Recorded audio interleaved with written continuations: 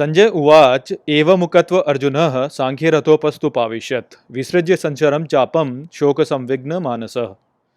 नमस्कार मित्रों ये जो श्लोक है भगवद गीता के पहले अध्याय का 47वां श्लोक है जिसे हम आज अच्छे से समझेंगे। तो चलिए सबसे पहले इसके अर्थ को समझते हैं। तो जो श्लोक है वो कहता है संजय उवाच अर्थात संजय बोले, एवमुक्त्वा अर्जुन अर्थात ऐसे बोल करके अर्जुन, सांख्य रथोपस्तुपाविशत् अर्थात रण में अपने रथ पर बैठ गए, विसृज्य संचरम चापम अर्थात अपने धनुष और बाणों को एक ओर रखकर,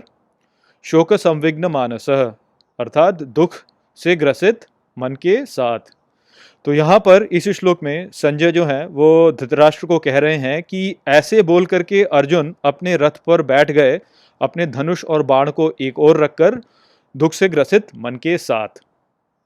तो मित्रों ये जो श्लोक है ये भगवद गीता के पहले अध्याय का आखिरी श्लोक है और इस श्लोक में जो अर्जुन की मनोस्थिति है उसको आप एक रूप में कह सकते हैं कि संजय समराइज कर रहे हैं। तो वो यहाँ पर बोल रहे हैं कि अर्जुन जो है वो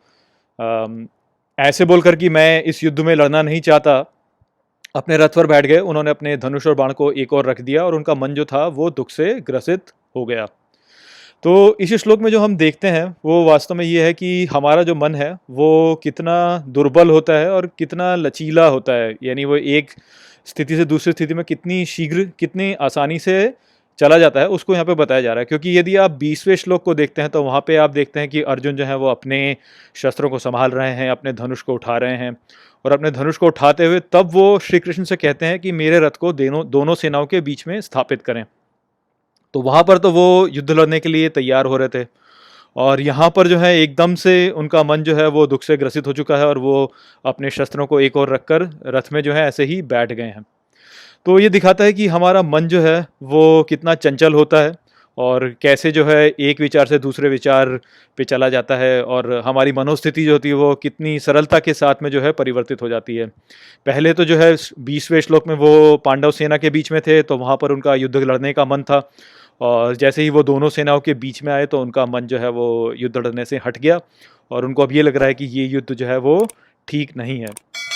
तो इसमें एक रूपक भी है यहाँ पर, जैसा कि मैं आपको पहले भी बता चुका हूँ कि दोनों सेनाएं वास्तव में दो दृष्टिकोण हैं और अर्जुन जब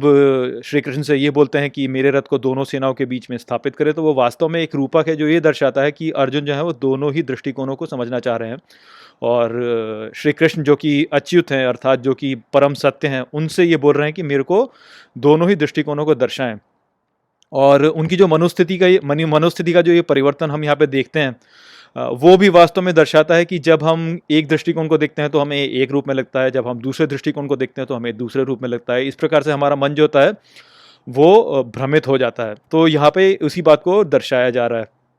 इसी के साथ में हमें एक और बात यहाँ पे समझ में आती है और वो ये है कि जब हमारा मन परिपक्व नहीं होता है, जब हमें इस संसार का अच्छे से पता नहीं होता है,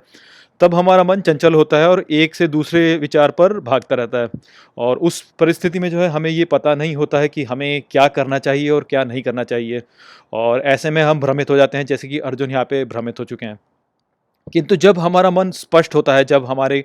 को पता होता है कि क्या ठीक है और क्या ठीक नहीं है, तब इस प्रकार का संशय, इस प्रकार का भ्रम जो है वो हमारे मन में उत्पन्न नहीं होता। उस समय पर हमें ये पता होता है कि हमें क्या करना चाहिए और क्या नहीं करना चाहिए। तो ये जो श्लोक है इसमें क्योंकि ये पहले ये अध्याय का अंतिम श्लोक है तो एक रूप से देखा जाए तो हमें ये भी दर्शा रहा है कि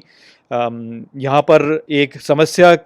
जो है वो आप हमारे समक्ष रखी गई है और ये भी दर्शाया जा रहा है कि जो एक भ्रमित मन होता है या जो मन साफ नहीं है, जिसको पता नहीं है कि क्या करना चाहिए, वो ऐसी स्थिति में भ्रमित होकर बैठ जाता है, उसे पता नहीं चलता कि उसे क्या करना चाहिए। इसी में जो है फिर गीता में जो संदेश दिए जाते हैं वो हमारे मन को साफ करते हैं, वो हमें बताते हैं कि क्या ठीक है और क्या ठीक नहीं है।